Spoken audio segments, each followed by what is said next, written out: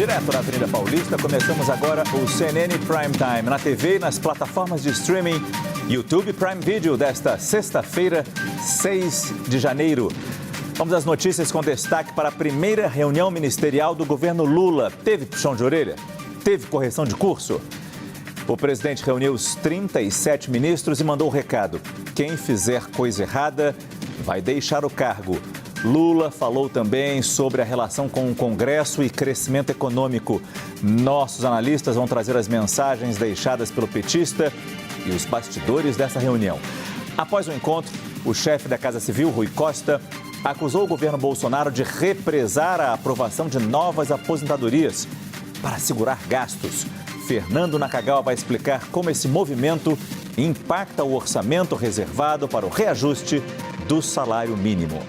Falamos também sobre a agressão de manifestantes bolsonaristas a jornalistas durante o início da remoção de um acampamento em Belo Horizonte. A polícia já identificou alguns dos autores, mas ninguém foi preso até agora.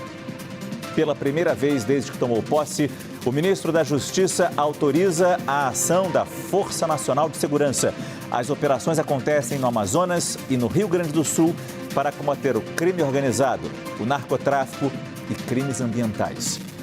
E o maior ataque contra a democracia dos Estados Unidos completa 2 anos nesta sexta-feira. A invasão ao Capitólio por apoiadores do presidente Donald Trump causa abalos à política americana até hoje. Notícia ao vivo, reportagens especiais, análise objetiva, relembrando para não repetir no horário nobre da informação. Eu sou Márcio Gomes, este é o CNN Prime Time.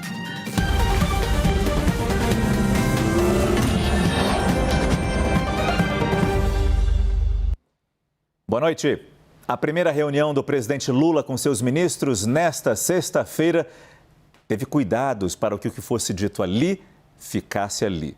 Celulares foram proibidos.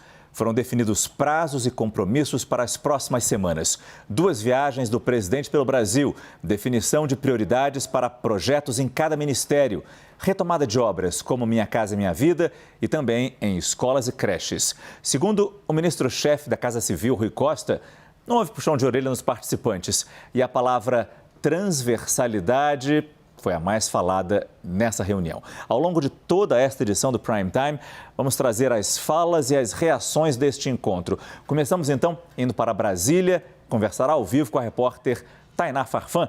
Tainá, boa noite. Oi, Márcio, muito boa noite para você e para quem acompanha a gente aqui na CNN nessa sexta-feira. Data importante aqui em Brasília que marcou a primeira reunião ministerial do 3º mandato de Luiz Inácio Lula da Silva.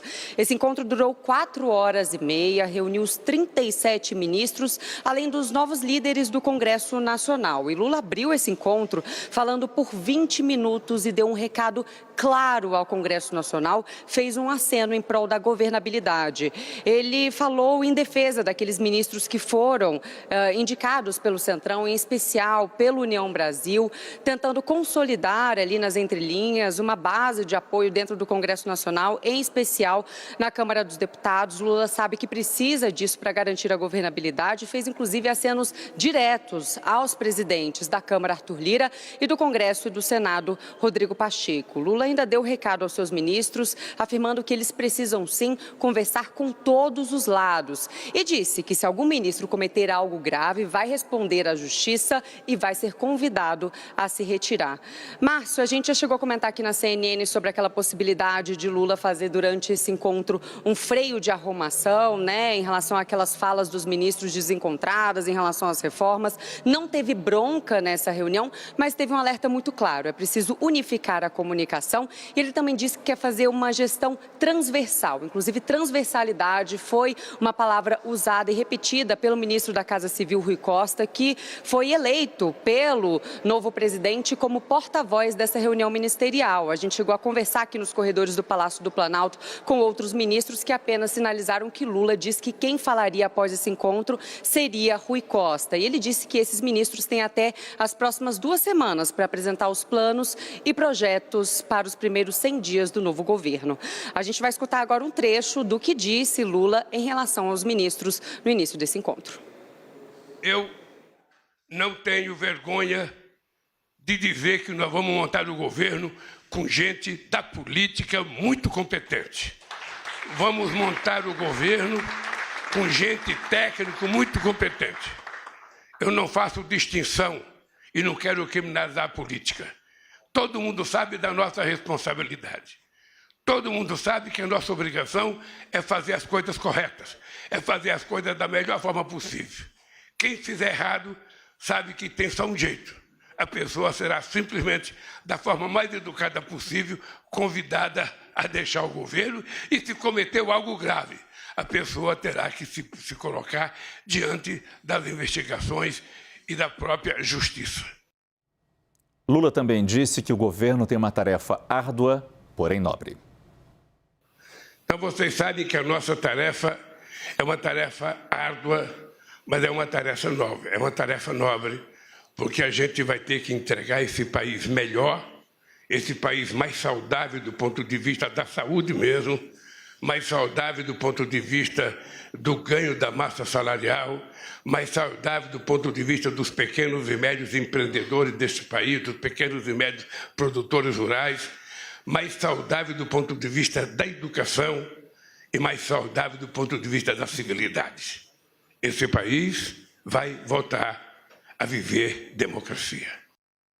A gente vai trazer ao longo dessa edição do CNN Prime Time outros trechos desse discurso, dessa fala de Lula que abriu essa reunião ministerial, essa primeira reunião ministerial. Agora vamos trazer a análise do que representou esse encontro.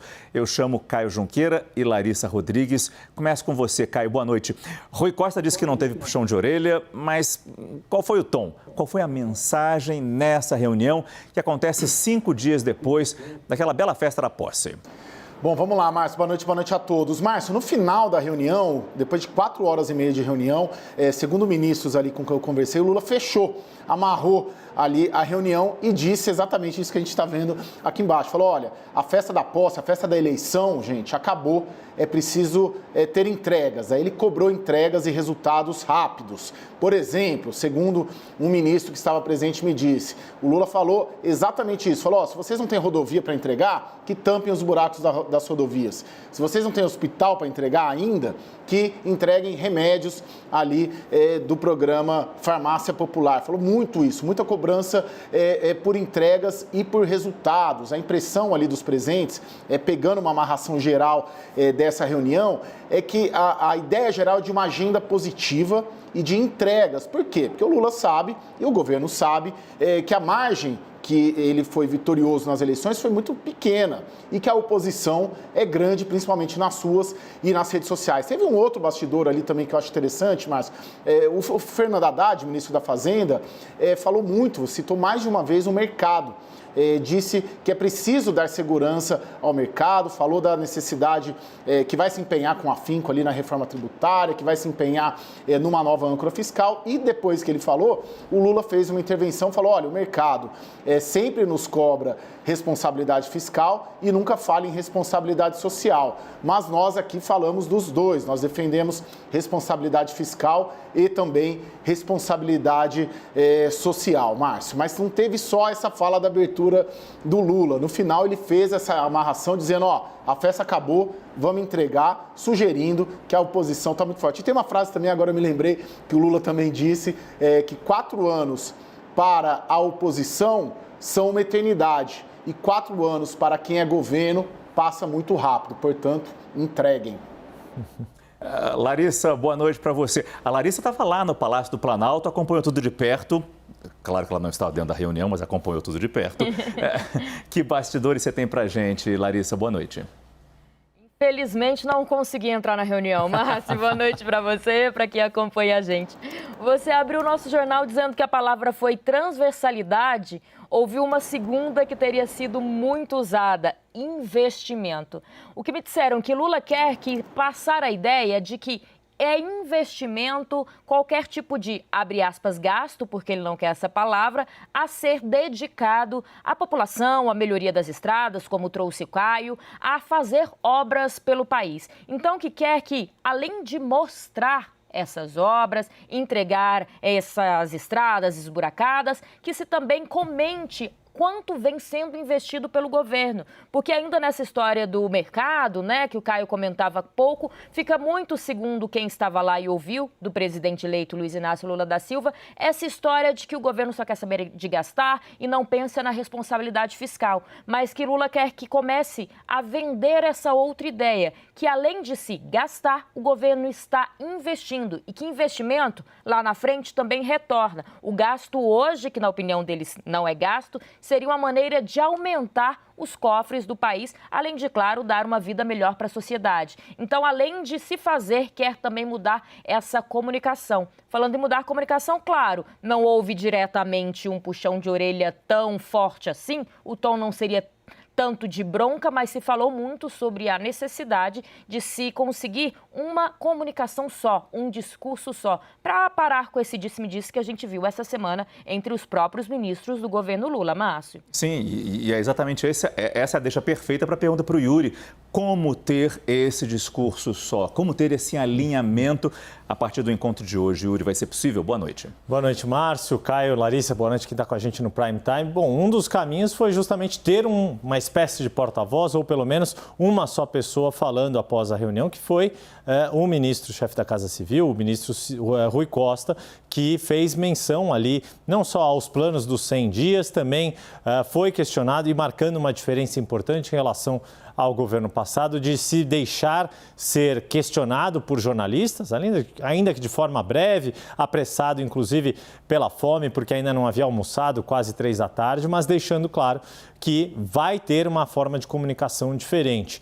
O que a gente pode tirar, além desses bastidores todos que Caio e Larissa trouxeram, em relação ao estilo de Lula de governar, e que isso ficou muito claro nas partes públicas da reunião, mas também pelos recados que foram dados ao longo da reunião. É um governo que sabe que precisa dessas entregas para conseguir preservar a popularidade que saiu das urnas, porque qualquer mínimo escorregão desse governo fará com que a sua aprovação naturalmente caia, mas já há uma reprovação muito alta de saída de muita gente que não vai apoiar este governo, tenha os melhores resultados na economia, em áreas sociais, seja o que esse governo fizer. A gente sabe que há um setor da sociedade que vai sempre considerar o governo ruim ou péssimo para usar o jargão das pesquisas de opinião pública. Por isso, essa pressa em botar o carro na rua, essas duas agendas em estados do país que Rui Costa fez menção, a necessidade dessa entrega de prioridades de cada ministério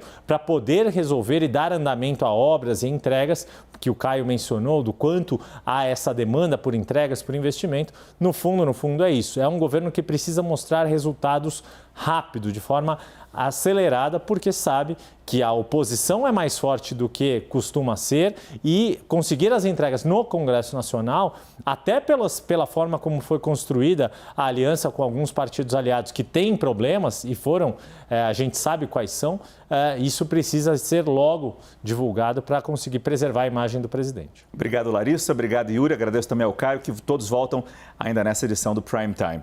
E é importante destacar o papel que teve Rui Costa. Depois da reunião, o ministro-chefe da Casa Civil respondeu a algumas perguntas dos jornalistas. E aí ele expôs uma informação que traz um impacto para a previsão de reajuste do salário mínimo. Rui Costa afirmou que o governo Bolsonaro represou a liberação de novas aposentadorias no período anterior às eleições para conter os pagamentos. Há um impacto evidente no tocante do salário mínimo,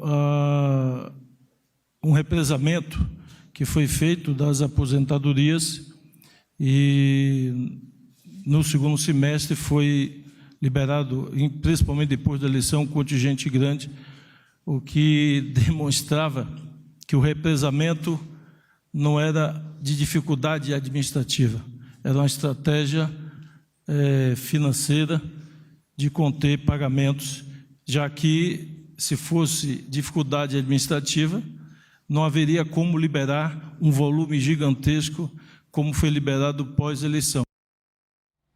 O Fernando Nakagawa, nosso analista de economia, está aqui no estúdio já, porque ele separou para a gente um documento oficial do governo Bolsonaro que mostra exatamente esse aumento significativo na concessão de novas aposentadorias. Veja só, depois das eleições, ou seja, um documento que corrobora, confirma o que acabou de dizer o ministro Rui Costa. Naca, boa noite. Boa noite, Márcio. Esse documento é um relatório estatístico da Previdência Social. Essa edição é relativa ao mês de novembro de 2022 e, de fato, mostra uma aceleração na concessão, no ritmo de concessão de novas aposentadorias. Mas é preciso observar esses números com cautela, porque há uma série de fatores relacionados a tudo isso. A gente tem aqui o documento, será que a gente tem aqui na tela ou na tela cheia aqui? Porque os números mostram, Márcio, nesse documento, que você observa aqui, ó, aqui sim. Então, a quantidade anual de benefícios concedidos desde 2006.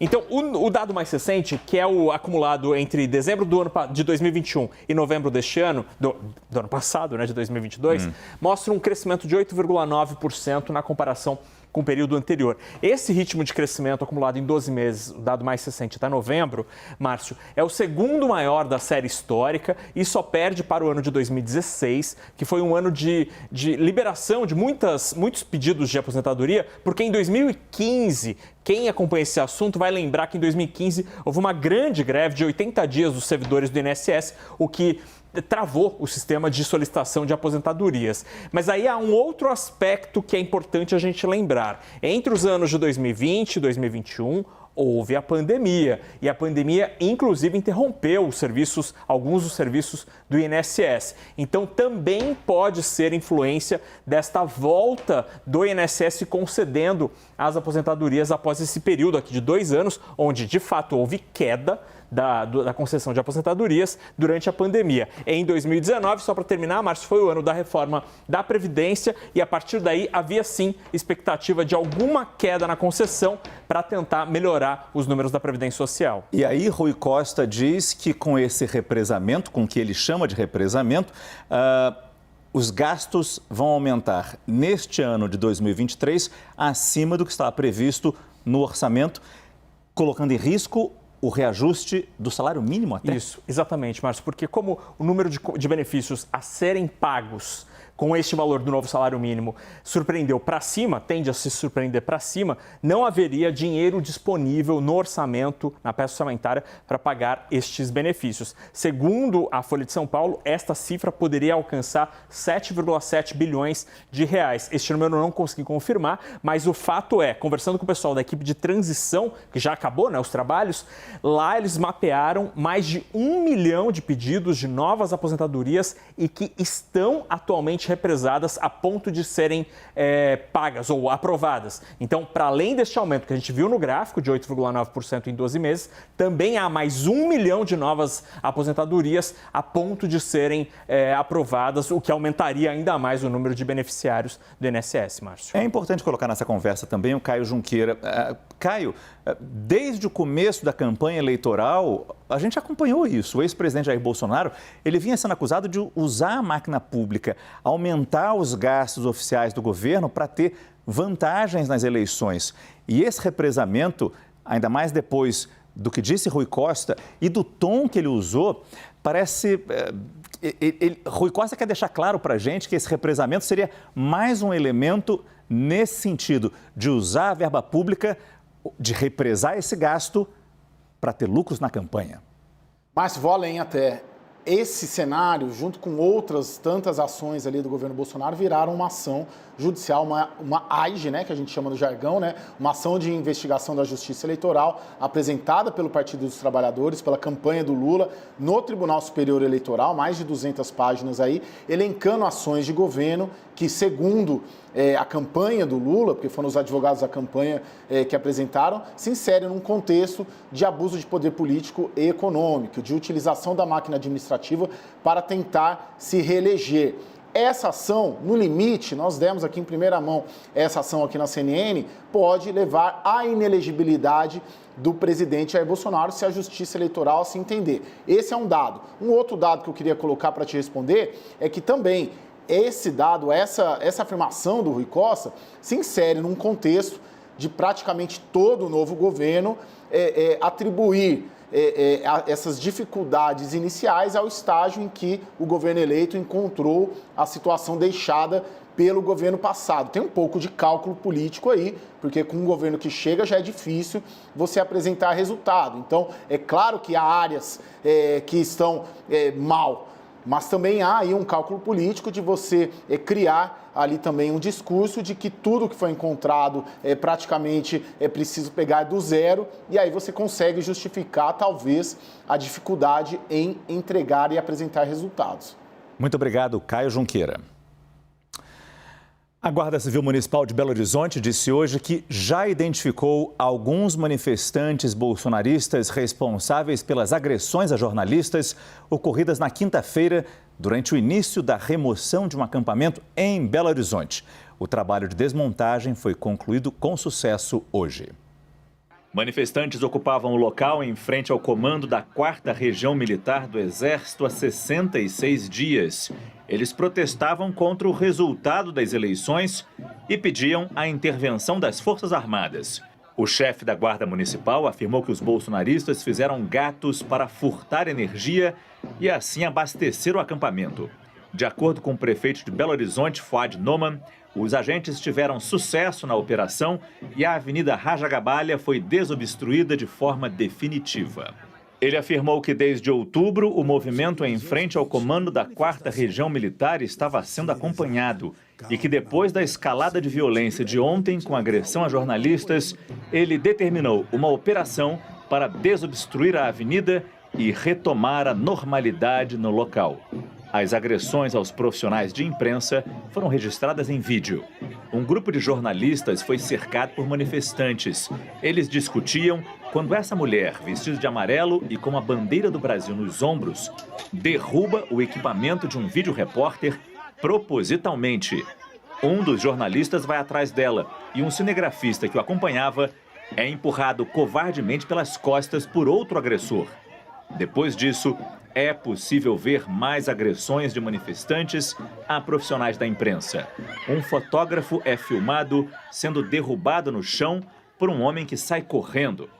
A ação, e vocês estão presentes nesse tempo todo, uma ação covarde. Eles aproveitaram, inclusive, esse momento em que a guarda estava toda mobilizada na retirada do caminhão e agrediram como fizeram ontem. A gente identificou, inclusive, para surpresa, uma agressão foi feita por uma senhora, ela já está identificada. As pessoas que permaneceram essa noite, a partir das 3 horas da manhã, eram todas profissionais. Então a gente percebia que nesse ambiente não eram só os patriotas, eram pessoas que recebiam, inclusive, para estar lá.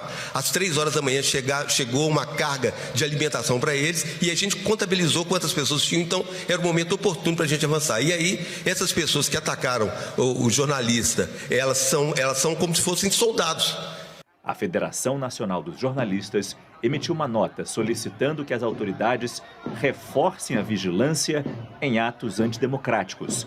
A FENAGE também enviou um ofício ao Ministério da Justiça e à Secretaria de Comunicação Social do Governo, pedindo que providências cabíveis sejam tomadas. A Polícia Civil de Minas Gerais afirmou que também trabalha, assim como a Guarda Civil Metropolitana de Belo Horizonte, para analisar as imagens e identificar os suspeitos. Nessa publicação no Twitter, a polícia informa que instaurou um inquérito para apurar a agressão ao fotógrafo do jornal Hoje em Dia e que ele já foi ouvido. Sobre as outras agressões, a polícia afirmou que não houve registro de boletins de ocorrência pelas vítimas. Apoiadores do ex-presidente Bolsonaro têm aumentado o tom das ameaças contra o atual governo do presidente Lula e alguns integrantes de grupos de Telegram chegam a falar em hora de sujar as mãos de sangue. Essas mensagens têm sido compartilhadas desde o último dia 1º, data da posse do presidente eleito em outubro do ano passado. Algumas mensagens são menos diretas e trazem falas como "as coisas não vão ser tão bonitas". Os apoiadores de Bolsonaro fazem referência a uma manifestação que pode vir a acontecer na capital federal. Outra recomendação nos grupos é para que apenas os manifestantes homens estejam presentes e para que deixem mulheres, crianças e idosos em casa. Apoiadores compartilham, inclusive, instruções para a fabricação caseira de máscaras de proteção contra gás lacrimogêneo. Eu volto a conversar com os nossos analistas. Yuri, muita gente acredita que com o tempo esses movimentos tendem a diminuir. Mas enquanto esse tempo não chega, eu te pergunto se a partir de agora, com os processos, como o que aquela senhora da bandeira nos ombros e que covardemente ataca um colega jornalista por trás, empurrando, quebrando o equipamento dele. E ela certamente deve responder a algum processo. Será que a tendência é que com esses processos, esses movimentos acabem? Qual o poder da força da lei para dissuadir esses agressores?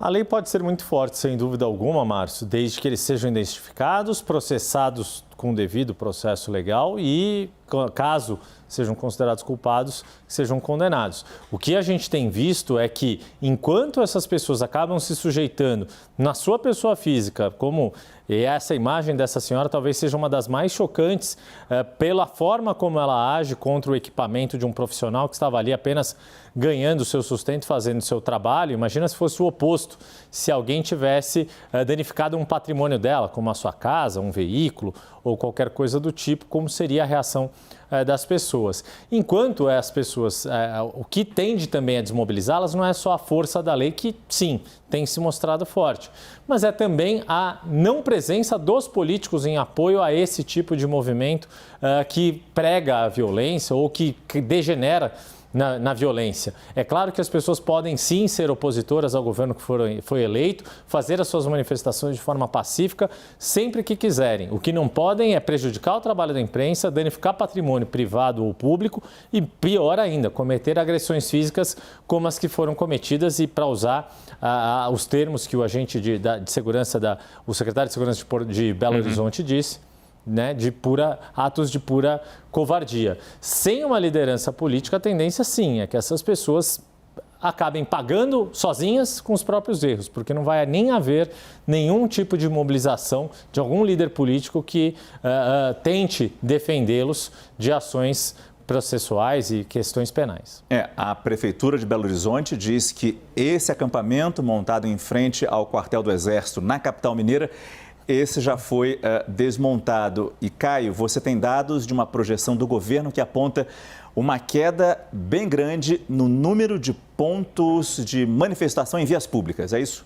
Isso, foram dados que foram apresentados nessa reunião ministerial de hoje também. Hoje haveria ali, na conta dos governos, cerca de 5 mil bolsonaristas apoiadores ali do ex-presidente Jair Bolsonaro, acampados na frente dos quartéis. Eu vou dar o dado por cidades, tá? Diz que a maior concentração é em Cuiabá, no Mato Grosso, com cerca de 500 pessoas, seguido da Grande São Paulo com 400, Salvador 350, Curitiba 200, Campo Grande 200. E no dia 19 de dezembro eram cerca de 43 mil, ou seja, mostra aí que vem se dissipando. Lembrando que o ministro da Defesa, Zé Múcio Monteiro, assumiu no começo de dezembro, então, na prática, ele começou essa operação política, né, de dissuasão já no começo de dezembro. Então, esses números ajudam também a mostrar um pouco dessa estratégia, porque a estratégia dele, Márcio, é uma retirada indolor, né? Como ele tem dito aí a interlocutores. O que significa isso? Não é chegar ali, jato d'água, trator, tirando essas pessoas dali. A estratégia dele é uma estratégia política do diálogo, de convencer as pessoas de que não adianta ficar ali na frente. Só que isso tem gerado também um ruído dentro do governo, né? Por quê? Porque parte, principalmente dos petistas, do pessoal mais à esquerda deste governo, o próprio ministro da Justiça, Flávio Dino, defendem uma ação mais ostensiva de retirada. Pois bem, mas esses números foram apresentados e ele fez, segundo me disseram nessa reunião ministerial, essa defesa de uma retirada pacífica desses acampamentos em frente aos quartéis. A questão é separar esses manifestantes pacíficos desses manifestantes que o secretário de Segurança da cidade de Belo Horizonte, existe essa figura no município de Belo Horizonte, na capital mineira, que ele chamou de soldados, que são pagos, recebem alimentação, são levados para lá em ônibus, em vans de madrugada, para marcar ponto, bater ponto na frente do quartel. Definitivamente, isso não é manifestação orgânica, né, Caio? Não, de forma alguma. E a estratégia também é justamente de separar e de não considerar a parte pelo todo, não considerar que todos os, hoje, 5 mil, segundo esses dados do governo Lula, que sejam todos criminosos. E tem essa população cambiante, né, Márcio? Eu já falei isso aqui, que no final de semana chega a ser 5 vezes mais pessoas nesses acampamentos, que vão lá com as famílias para apoiar. Mas, exatamente, e o próprio ministro da Justiça tem tem falado isso. É preciso separar o joio do trigo, é preciso separar o que é criminoso, o que é vândalo, né, o que é gente violenta, do que é simplesmente apoiador do presidente Jair Bolsonaro. Obrigado, Yuri. Obrigado, Caio Junqueira. E manifestantes contrários ao resultado da eleição também se reuniram em São Paulo, na Avenida Paulista. O nosso produtor Vital Neto, ele flagrou um princípio de confusão nesse encontro. Apoiadores do presidente Lula se aproximaram desse ponto de concentração dos bolsonaristas e aí começou uma troca de provocações. A Polícia Militar teve que intervir e afastou os apoiadores de Lula do local.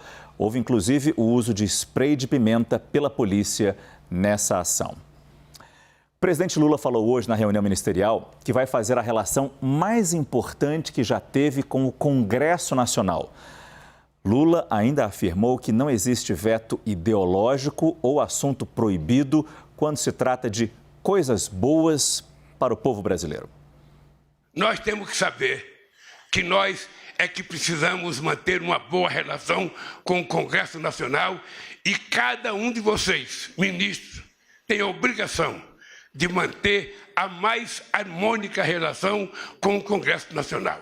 Não tem importância que você divirja de um deputado ou do senador. Quando a gente vai conversar, a gente não está propondo casamento. A gente está propondo aprovar uma tese ou fazer uma aliança momentânea em torno de algum assunto que interessa ao povo brasileiro. E eu quero dizer para vocês que vou fazer a mais importante relação com o Congresso Nacional que eu já fiz. Eu já tive 8 anos na presidência e eu quero dizer aos líderes, ao Jacques Wagner, ao Guimarães, a Randolph, que dessa vez vocês não se preocupem, que vocês vão ter um presidente disposto a fazer tantas quantas conversas for necessário com as lideranças, com os partidos políticos, com o presidente Rodrigo Pacheco e com o presidente Arthur Lira. Não tem veto ideológico para conversar e não tem assunto proibido em se tratando de coisas boas para o povo brasileiro. Vocês viram que Lula citou nominalmente Arthur Lira e Rodrigo Pacheco, presidente da Câmara e do Senado. Lula afirmou que não são os parlamentares que precisam dele, mas sim o governo que precisa da boa vontade do Congresso para que haja governabilidade. Saibam que vocês contem comigo, porque eu tenho consciência que não é o Lira que precisa de mim. É o governo que precisa da boa vontade da presidência da Câmara. Não é o Pacheco que precisa de mim. É o governo que precisa, de um bom relacionamento com o Senado. E assim, nós vamos governar esses 4 anos. A âncora do CNN 360, Daniela Lima, conversou hoje com o presidente do Congresso Nacional, Rodrigo Pacheco, sobre o encontro de Lula e os 37 ministros. Durante a reunião, Lula fez alguns acenos ao Congresso, como a gente acabou de ver. Pacheco, então, acenou de volta. Em resposta à CNN, ele disse: o presidente Lula demonstra com essa fala experiência e capacidade de aglutinação. De fato, o Congresso merece respeito porque tem compromisso com as soluções para o país. O presidente e seus ministros poderão contar com isso. Vamos trabalhar muito para que a independência entre os poderes seja a mais harmônica possível. Voltar a conversar com a nossa analista, Larissa Rodrigues. Larissa, o que o presidente Rodrigo Pacheco sinaliza com essa fala? O que a gente pode esperar dessa relação entre os poderes no governo Lula? Márcio, na fala de Pacheco, mostra-se uma disposição maior do que, daqui a pouco até vou explicar melhor, vinda da Câmara dos Deputados, mas também a gente vai de acordo com o que vier. Demonstra também que é uma relação de via dupla ali, que não depende só do Lula vir, nem só o Congresso estar disposto, que quer também que venha possibilidades, negociações, nas entrelinhas podemos ler alguns cargos ali também vindos do Executivo. Agora, Márcio, eu queria chamar a atenção para a fala que fez referência ao presidente da Câmara dos Deputados, Arthur Lira. Conversando com algumas pessoas hoje à tarde que me disseram que Lula cita primeiro Lira, e que isso não foi por acaso. Claro que é muito importante a relação com o Senado, mas até por Lula ter uma relação melhor com Pacheco, nesse momento, claro, se volta mais os olhos do Executivo, desse governo do PT, para a Câmara dos Deputados. Em especial, a gente trouxe isso aqui na CNN, porque Lula foi avisado de que na Câmara dos Deputados não há ainda, apesar de todas as negociações dos cargos entregues ao MDB, à União Brasil, ao PSD e outros, mas que na Câmara não há ainda o que eles chamam de base do governo. Que mesmo com todas essas negociações que a gente tem desde a eleição de Lula, seria ali mais ou menos 250 parlamentares contando essa base governista dos 513 que a Câmara dos Deputados tem. Isso não significa nem metade dos deputados.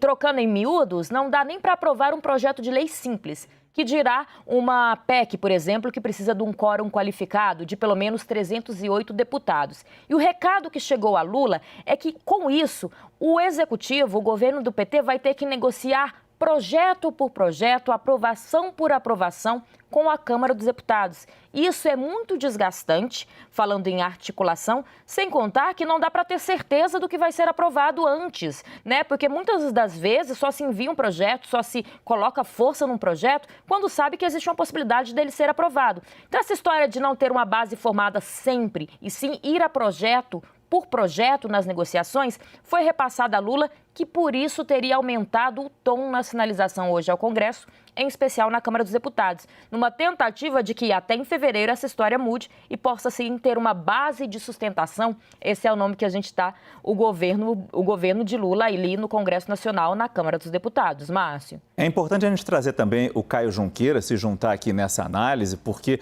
o Caio conversou com alguns ministros depois dessa reunião e perguntou para ele sobre essa mensagem de Lula na relação do governo com o Congresso. O que esses ministros contaram para você, Caio? Márcio, é interessante que na reunião fechada ali, principalmente o Alexandre Padilha, que é o ministro das Relações Institucionais, responsável pela articulação política do governo com os poderes e principalmente com o Congresso, ele fez uma fala, obviamente, parelha, semelhante a essa fala do Lula, bem significativa, como mostra essa relação de aproximação e, por que não, de dependência do novo governo com o Congresso Nacional. Ele disse o seguinte, ele pediu que todos os ministros recebam todos os parlamentares possíveis, mas de preferência às terças e quartas, que é quando os parlamentares estão em Brasília. Obrigado, Caio. Obrigado também, Larissa. A gente volta a conversar daqui a pouco. O presidente Lula, ele vai usar um telefone com tecnologia antigrampo no gabinete presidencial. Esse telefone que mistura vozes e não permite que o que esteja sendo falado seja identificado por outra pessoa fora o destinatário da mensagem, evidentemente, a outra pessoa na outra ponta da linha, foi instalado no governo do ex-presidente Michel Temer. As varreduras da Polícia Federal já foram feitas em quadros, em banheiros, em móveis, em qualquer lugar que possa ter uma escuta em todo o Palácio do Planalto. Essa inspeção continua sendo feita, mas até agora nenhum grampo foi encontrado. Na primeira reunião geral do novo governo, nesta sexta-feira, uma placa foi erguida na entrada da sala informando sobre a necessidade de deixar os celulares do lado de fora. Os ministros entregaram os equipamentos para os assessores que não acompanharam o encontro. Alguns não cumpriram porque estavam mandando mensagens durante a reunião. Foi possível perceber isso durante a fala do presidente Lula. Eu volto a conversar com o Caio Junqueira para destacar isso para a gente, na sua experiência de já ter presenciado outras reuniões, não apenas de presidentes e ministros, mas a gente sabe, mesmo no governo do estado de São Paulo, quando você entrava com o governador Dória, você tinha que deixar o celular do lado de fora nas reuniões entre secretários. Era praxe isso acontecer. Essa decisão de Lula de proibir os celulares dos próprios ministros, o que significa? Tem um significado nessa mensagem, Caio, nesse pedido? Bom, vamos lá. De fato, né, a gente falou sobre isso aqui na redação, né, Márcio? É um hábito, não é tão comum, mas eu sinto aí nesses 20 anos aí de cobertura política, e principalmente mais recentemente, claro, tem essa... Quanto maior o cargo, isso é mais frequente. De fato, algumas vezes, mesmo quando eu fui a Brasília, em reuniões com ministros de outros governos, tem que deixar o celular na porta. Aqui, por exemplo, com o João Dória, quando você vai lá conversar, tinha que deixar o celular fora, às vezes você ficava 2 horas sem o celular. Em algumas situações, alguns ministros, algumas autoridades fazem isso por medo de vazamento, por medo do sujeito chegar lá, grava a autoridade e depois vaza. Aparentemente, nessa reunião de hoje não teve nada comprometedor, mas há reuniões que tem e eles têm sim esse receio, o que mostra, num governo como esse, um governo de frente ampla, muita gente se conhecendo agora, há uma preocupação sim do presidente ser gravado e isso vazar e de alguma maneira constranger. Não era o caso da reunião de hoje. A reunião de hoje, pelo que eu levantei, inclusive um ministro me falou, poxa, ninguém tinha problema, né? Praticamente um ou outro que tinha, a Daniela Carneiro, talvez tenha essa questão de ser ligada a milicianos, ter saído em foto. O ministro da Defesa tem um problema, assumiu com um problema desses acampamentos bolsonaristas, mas no geral não é algo ali, um governo que começa em crise, muito ao contrário pelo que a gente tem visto. É um governo que começa com uma necessidade de agenda positiva, mas não é nenhuma situação muito constrangedora. Mas, te respondendo, Márcio, é uma praxe, né? Não é tão normal, mas quanto maior o cargo, mais importante a pessoa, isso costuma ser comum. E um governo que pode estar começando a receber apoios, mesmo daqueles mais fiéis bolsonaristas. Por enquanto, obrigado, Caio. Aliado fiel do ex-presidente Jair Bolsonaro, o deputado Ottoni de Paula, do MDB, esteve presente na posse de 3 ministros do governo Lula nesta semana. Em entrevista à CNN, o deputado disse estar aberto ao diálogo com o executivo. Essa é uma apuração do nosso analista de política, Leandro Rezende. Márcio, para quem acompanhou as posses dos ministros nessa semana em Brasília, a presença do deputado Ottoni de Paula, um bolsonarista de carteirinha, pode ter sido até uma surpresa. Mas, pelo que eu conversei com ele, ele está com a ideia aí de ser alguém disposto a colaborar com o diálogo com o presidente Lula. Por que é uma surpresa? Ele é uma figura que se tornou célebre por ser um bolsonarista daqueles de carteirinha, bolsonarista de raiz, um apoiador fiel do presidente Jair Bolsonaro em todos os momentos. E aí eu fui tentar entender com ele se ele está fazendo aí um reposicionamento. Ele é do MDB, partido que tem 3 ministérios, Ele está indo apoiar o governo. Ele disse que não, ele vai se manter na oposição, mas ele usou a seguinte metáfora para falar comigo. Olha, se eu não gosto do piloto do avião, eu não posso torcer para o avião cair com todo mundo dentro. Não vai fazer a oposição do quanto pior, melhor. Mas disse que vai colaborar, dialogar com o governo em pautas que ele entenda sejam boas para o país. Alguém que é super bolsonarista, ele foi na posse de 3 ministros, todos do MDB. A última posse que ele foi da senadora Simone Tebet, ministra do Planejamento, a partir de agora, e ele fez algumas críticas ao presidente Jair Bolsonaro. Segundo ele, Márcio, o presidente Jair Bolsonaro se apequenou ao sair do país e ele deveria, por um compromisso ético, ter dito à nação que sabia que nada iria acontecer depois que o presidente Lula foi eleito no dia 30 de outubro. O que aconteceu depois? A gente sabe, Muita gente foi para a porta dos quartéis esperar, sabe-se lá o quê, uma intervenção divina, foi para a porta do quartel esperar que o presidente fosse conseguir voltar ao poder, e o Ottoni de Paula criticou bastante isso. Por isso que ele se diz, inclusive, hoje, na mira dos bolsonaristas. Então, a gente está vendo já um efeito interessante aí desse começo de governo Lula. Se trata de um parlamentar que é bolsonarista, está sendo atacado pelos bolsonaristas, diz que vai ficar na oposição, critica o presidente Jair Bolsonaro, mas está disposto a dialogar com o presidente Lula. E ele é um parlamentar importante, foi um dos mais votados do Rio de Janeiro, teve 120 mil votos, tem um capital político gigantesco, é do MDB do Rio de Janeiro, que é um partido que tem tradição, conseguiu eleger o próprio pai deputado estadual, é cotado para disputar a prefeitura do Rio de Janeiro em 2024 e, para fechar, é uma liderança da bancada evangélica, essa bancada super importante do Congresso Nacional. É um interlocutor que se colocou aí à disposição para conversar com o PT. Volto com você. Análise de Leandro Rezende. O governador de São Paulo, Tarcísio de Freitas, afirmou que neste primeiro momento não vai fazer mudanças no programa que obriga a instalação daquelas câmeras nas fardas dos policiais militares. O governador, porém, negou qualquer desentendimento com o secretário de Segurança Pública, Guilherme Derrite, que disse ontem ter a pretensão de reavaliar a medida. O repórter Matheus Meirelles tem as informações. O governador de São Paulo, Tarcísio de Freitas, do Republicanos, desmentiu o secretário estadual de Segurança Pública e afirmou que não vai mudar o programa Olho Vivo neste primeiro momento. Nada muda. A gente vai tocar o projeto, o programa das câmeras como ele está. Tem gerado suas repercussões positivas, tem trazido uma percepção de segurança para segmentos importantes da sociedade, para segmentos mais vulneráveis, que precisam ter essa percepção de segurança. Então, não vamos alterar nada. Tarcísio de Freitas, porém, negou qualquer desalinhamento com Guilherme Derrite, que havia dito que iria rever o programa que obriga o uso de câmeras nas fardas dos policiais militares. A declaração do secretário de Segurança Pública gerou reação até do governo federal. O Ministério de Direitos Humanos declarou que via com preocupação o posicionamento do secretário de Segurança Pública. Com base em estudos da Fundação Getúlio Vargas e da Universidade de São Paulo, a pasta destacou que houve uma queda de 57% no número de mortes em operações policiais depois do uso das câmeras.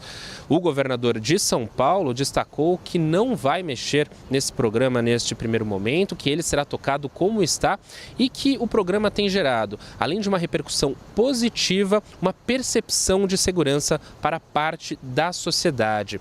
O programa Olho Vivo foi criado em 2020 pelo então governador de São Paulo, João Dória, e é considerado por especialistas em segurança pública como uma forte ferramenta no combate à violência policial. De São Paulo, Matheus Meirelles. Yuri Pita já está de volta aqui no estúdio, porque se o programa das câmeras repercute bem, a entrevista do secretário de Segurança ontem, que nós mostramos um trecho aqui no Prime Time, repercutiu muito mal. Tanto que até o Ministério Público do Estado se posicionou, até um órgão do governo federal também se posicionou. Exato, houve o Ministério dos Direitos Humanos e integrantes do órgão especial do Ministério Público daqui de São Paulo, que na verdade haviam se manifestado lá em dezembro, e aí veio à tona ontem, a gente trouxe aquele documento, aquela manifestação, 2 ex-chefes do Ministério Público, por aí vai. E hoje Tarcísio, que parece que botou uma pá de cal, uma pá de cimento em cima de qualquer proposta de mudança, pelo menos nesse começo de governo, segundo ele. Talvez esse começo dure 4 anos para não desagradar o secretário, a gente não sabe, né? Mas a manifestação de Tarcísio veio por conta dessas reações todas? De certa forma, sim, e era razoavelmente esperada, Márcio. Por quê? Porque já na campanha eleitoral, quando o Tarcísio foi ele primeiro, né, justiça seja feita, não foi da cabeça do atual secretário de Segurança Pública esse questionamento ao uso das câmeras. O próprio então candidato Tarcísio Gomes de Freitas, na campanha eleitoral do ano passado, fez menção a essa ideia de retirar, chegou a dizer que a instalação da câmera era um gesto de desconfiança em relação aos policiais, ecoando, de certa forma, uma pauta corporativista de uma parte da corporação, de setores da corporação, que são contrários à câmera. Mas o que a gente vê é que a cúpula da PM e a própria PM encomendou esse estudo que referenda o bom funcionamento, a eficiência desse tipo de política, que, como você mesmo disse ontem, né, Márcio? Não é só aqui em São Paulo que ela funciona bem onde ela é adotada. Seja para proteger o cidadão de eventuais abusos de agentes de segurança, seja para garantir a proteção do agente de segurança e para que a palavra dele, caso seja questionada a conduta dele, seja comprovada de que ele agiu durante o protocolo. E aí a gente teve aquela manifestação que, claro, também tem uma certa, não é inegável, não dá para a gente tirar a conotação política de vinda do atual governo federal, que está num campo político oposto ao do governo estadual, com a manifestação em defesa das câmeras, criticando a ação, a fala feita pelo secretário de Segurança, e aquele documento referendado por quase 20 procuradores do órgão especial do Ministério Público de São Paulo, isso tem um peso importante, por quê? Porque caso, como a gente mostrou aqui no documento ontem, Márcio, além de ser uma política bem-sucedida, caso uma política bem-sucedida como essa seja descontinuada, tendo gasto dinheiro público, tendo efeitos positivos na segurança pública, ela ser descontinuada sem uma justificativa técnica muito bem amparada, isso certamente seria questionado pelo Ministério Público de São Paulo. Esse foi o recado que o manifesto que havia sido apresentado no dia 14, última reunião dessa cúpula do MP, e vindo a público nesta semana, diante das declarações do secretário de Segurança Pública, capitão Derrite, esse era o recado e que, pelo jeito, o governador compreendeu que é melhor devagar com andor, principalmente sendo uma política que é bem-sucedida, referendada por dados técnicos, científicos e com a própria corporação, na sua maioria, considerando importante o uso desse equipamento. Muito obrigado, Yuri Pita. Durante a campanha, o presidente Lula afirmou que um dos primeiros atos depois da vitória seria convocar uma reunião com governadores. Agora que tomou posse, ele pretende ampliar essa promessa com encontros a cada 2 meses. Essa é uma apuração da Juliana Lopes e do Pedro Teixeira e o Pedro traz para a gente essas informações. Oi, Pedro, boa noite. Tudo bem, Márcio? Boa noite para você, para todo mundo que nos acompanha aqui no CNN Prime Time. A primeira reunião já tem data marcada. O próximo dia 27 de janeiro está reservado na agenda do presidente Lula para que ele possa se encontrar com os governadores. Neste primeiro encontro, a expectativa é que a pauta seja mais ampla. Então, eles devem discutir questões e projetos sobre educação, retomada e intensificação da vacinação, principalmente contra a Covid-19, e também compartilhar informações com a Presidência da República sobre eventuais obras paradas que têm como objetivo serem retomadas pelo governo federal. Depois deste encontro, no mês de janeiro, Márcio, a expectativa é que os encontros aconteçam a cada 2 meses, portanto, seriam 6 encontros neste ano de 2023. E depois, para os próximos encontros, o que eu apurei junto com a Juliana Lopes é que o governo pretende pedir aos governadores que eles se reúnam antes, definam uma pauta única para que nesta reunião bimestral eles possam apresentar a principal necessidade dos estados. Eles já pontuaram algumas coisas, inclusive a Juliana Lopes conversou com uma série de governadores que indicaram pautas prioritárias. Por exemplo, discussão com relação ao ICMS, tem questões que envolvem a educação e também o orçamento. Mas, para que isso aconteça, os governadores precisam entrar em acordo, definam uma pauta única e a cada 2 meses eles vão se reunir com o presidente Lula e também com a sua equipe ministerial para discutir este tema. Todo o assunto e todas as reuniões serão discutidas e tratadas junto com o Ministério da Casa Civil, comandado pelo ministro Rui Costa. A expectativa maior é o cumprimento desta proposta indicada durante a campanha pelo presidente Lula de realizar reuniões com os governadores, e agora a expectativa é que ela aconteça de forma bimestral. Márcio. Muito bom. Esse é Pedro Teixeira, que falou com a gente ao vivo, direto de Brasília, diante do Palácio do Planalto. Obrigado, Pedro. Boa noite. Por falar em reuniões, foi no encontro com Lula que os ministros adiantaram os planos principais para os primeiros 100 dias de governo. Essa é uma apuração da Larissa Rodrigues, que volta a conversar com a gente aqui no nosso Prime Time para trazer detalhes sobre o que o Ministério da Agricultura está preparando. E é interessante notar, né, Larissa? O presidente dedicou uma parte da sua fala ali ao ministro Fávaro. Márcio, e ainda disse ali, fazendo uma referência ao setor do agro, é importante a gente lembrar que é um setor que durante muito tempo foi ali a sustentação do então presidente da República, Jair Bolsonaro, durante a campanha também se posicionando a favor da tentativa de reeleição de Bolsonaro. E nesse momento, quando falava de Fávaro, que queria muito, que era muito bom ter um ministro do setor do agronegócio, Lula ainda disse, eu peguei uma aspa aqui, vou abre aspas, esse empresário que produz de forma responsável será por nós muito respeitado e muito bem tratado.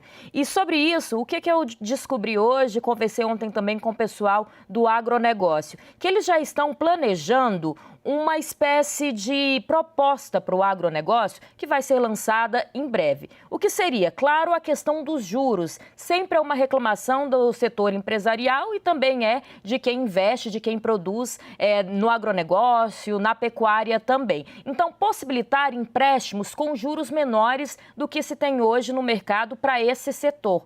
Mas o governo quer exigir uma contrapartida. E aí que entra esse empresário que produz de forma responsável, como disse Luiz Inácio Lula da Silva hoje, nesse momento que foi aberta a reunião para nós acompanharmos, que só teria direito nesse projeto que eles estão fazendo a esse empréstimo com juros menor, me falaram que pode chegar até 1% menor, que faria grande diferença para investimento no agronegócio.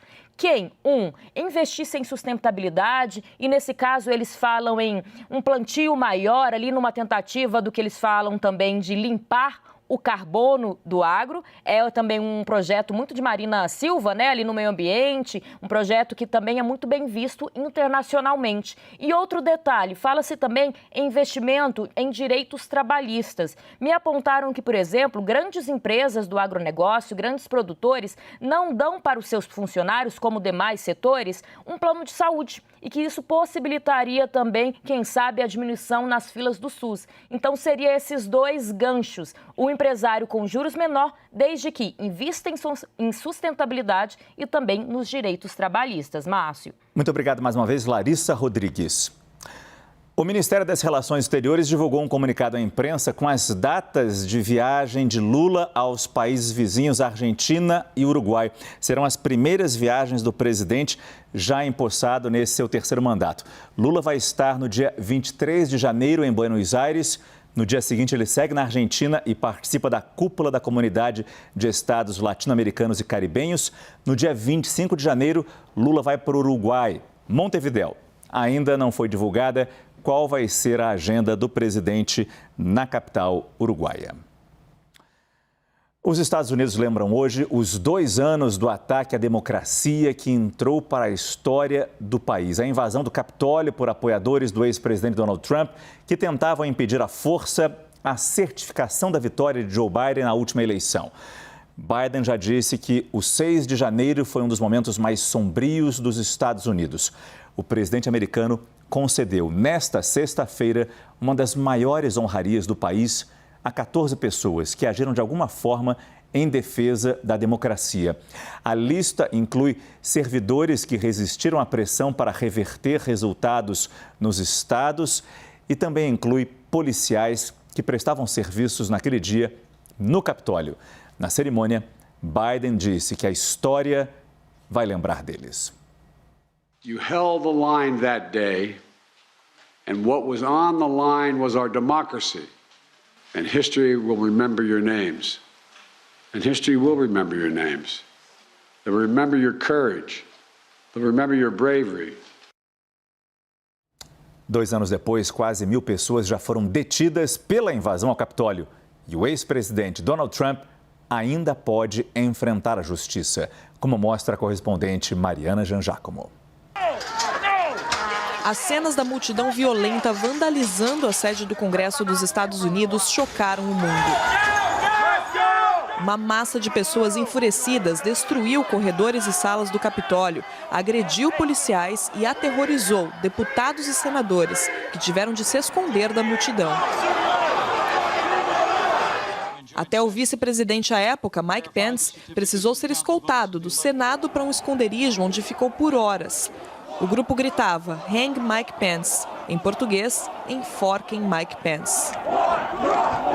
De lá para cá, o Departamento de Justiça dos Estados Unidos afirma que 950 pessoas foram detidas por participação no ataque. 350 são procuradas. O ex-presidente Donald Trump ainda pode responder pelo 6 de janeiro. O comitê do Congresso que investigou a invasão do Capitólio por mais de um ano aponta que Trump seria o principal responsável pelo ataque. Agora, caberá ao Departamento de Justiça decidir se avança com as acusações. Naquele 6 de janeiro, Trump falou para a multidão de apoiadores por mais de uma hora. Disse que todos estavam lá porque, nas palavras dele, não queriam ver a eleição roubada pelos democratas. Uma alegação que Trump vinha repetindo mesmo sem provas. We will never give up, we will never concede. It doesn't happen. You don't concede when there's theft involved. I know that everyone here will soon be marching over to the Capitol building. O vídeo pedindo à multidão que voltasse para casa só seria divulgado por Trump, presidente em exercício naquele momento, quase 3 horas depois que o tumulto começou. Essa reconstituição feita pelo comitê, com depoimentos bombásticos exibidos em horário nobre, já trouxe impactos para a imagem de Trump. Ele, que ainda é a principal liderança republicana, viu o partido sair com um resultado bem abaixo do esperado nas eleições legislativas do ano passado. Agora, resta saber se as consequências vão além dos danos à reputação. Caso o Departamento de Justiça aceite as recomendações do Congresso, Trump pode ser alvo de 4 acusações, incluindo conspiração para derrubar o governo e incitar uma insurreição. De Nova York, Mariana Jangiacomo. Para entender como esse dia ainda marca os Estados Unidos, eu converso agora com o nosso analista de internacional, Lorival Santana. Lorival, boa noite. Os Estados Unidos lembram os 2 anos do Capitólio no meio de uma outra crise, a falta de presidente na Câmara dos Deputados, a Casa dos Representantes. Essa votação está paralisada há 4 dias por causa de uma rebelião dentro do Partido Republicano. Como é que esses 2 eventos se relacionam e o que eles revelam sobre este momento da política americana?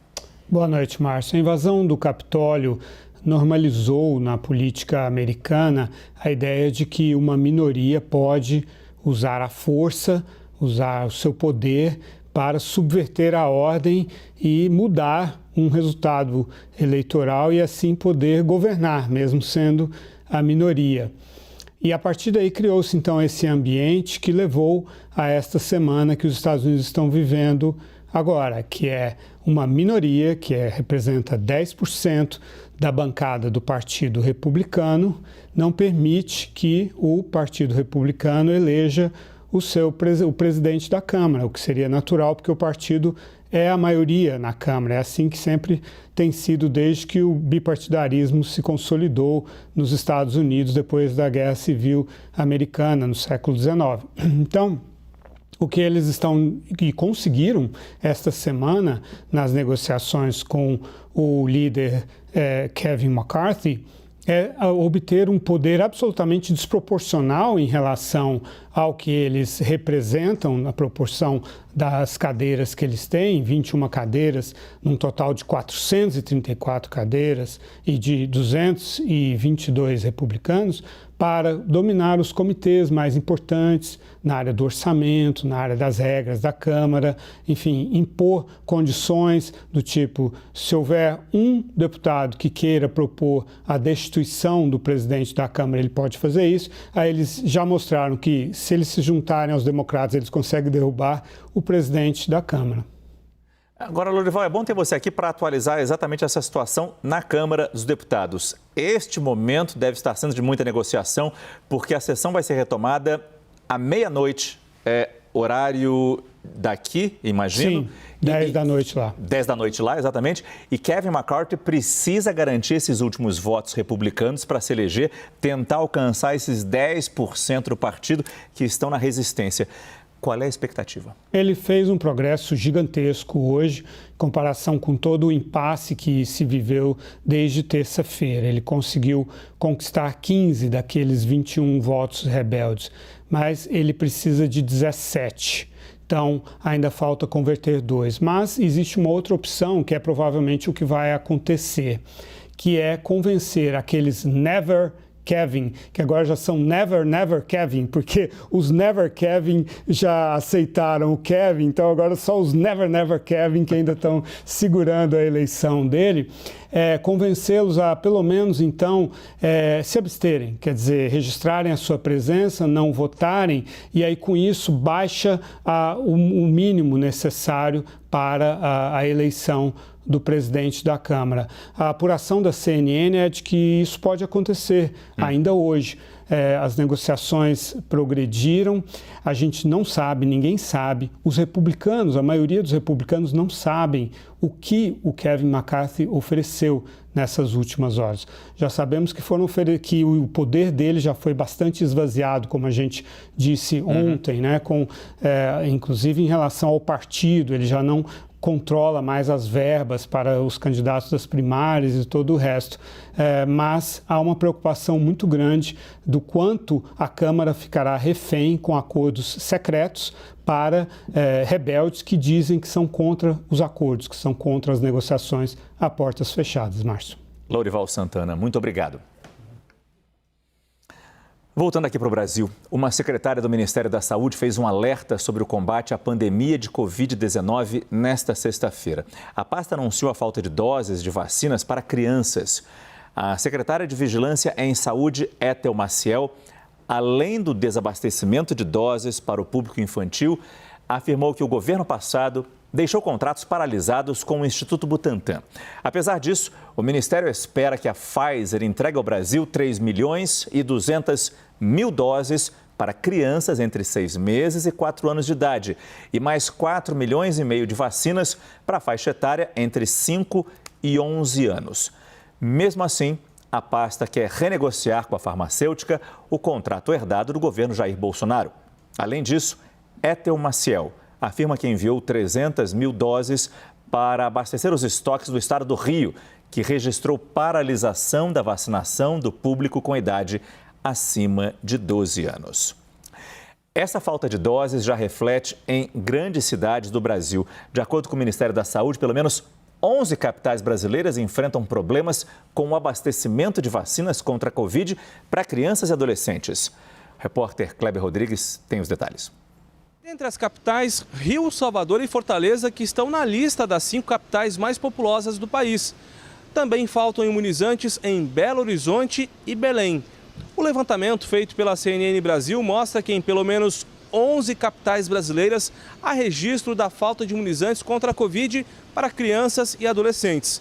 5 capitais registram falta de vacinas contra a Covid para o público de 6 meses a 3 anos. É o caso de Florianópolis, em Santa Catarina. 6 capitais estão com falta de vacinas para crianças de 3 a 5 anos. 7 capitais enfrentam problemas com imunizantes para o público de 5 a 11 anos.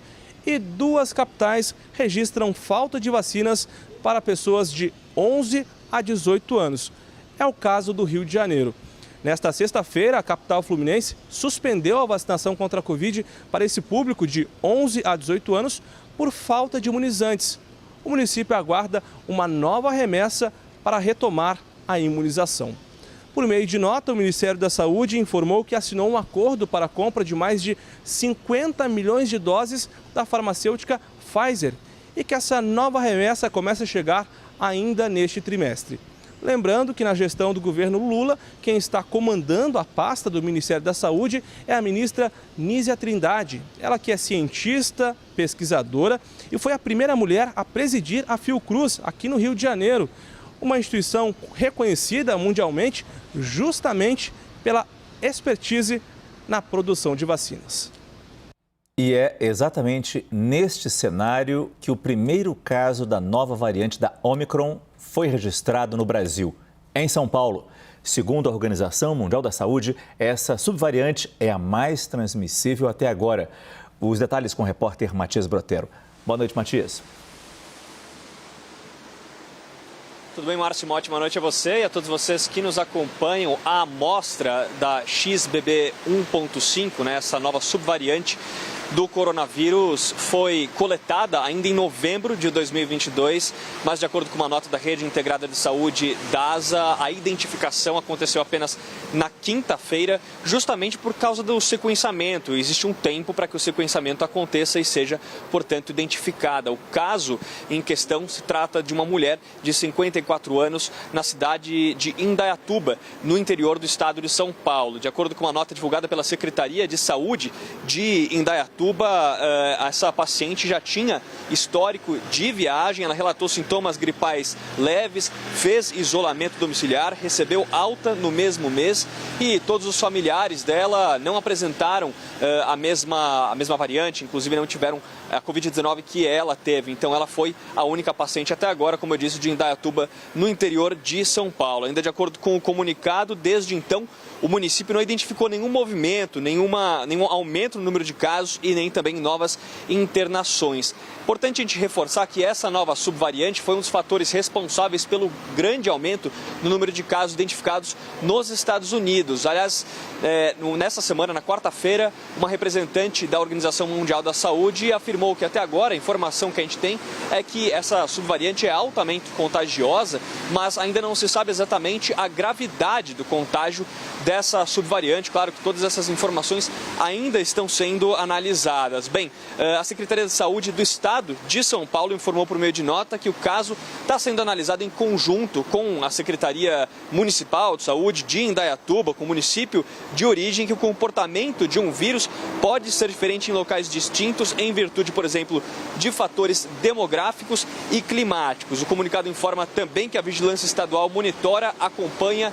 e auxilia nas investigações e reforça que as medidas que vêm sendo tomadas já há mais de 2 anos para coibir, para combater a pandemia da Covid-19, do novo coronavírus, seguem extremamente importantes e cita particularmente a higienização das mãos, além, claro, da necessidade dos pacientes, de todo mundo tomar todas as doses que estão disponíveis. Até o momento, vale a gente reforçar, já existem 4 doses disponíveis contra o novo coronavírus. Então, claro, as variantes vêm acontecendo, as vacinas vão se desenvolvendo, mas, de qualquer maneira, a Secretaria Estadual de Saúde reforça. É importante tomar todas as doses disponíveis. Márcio.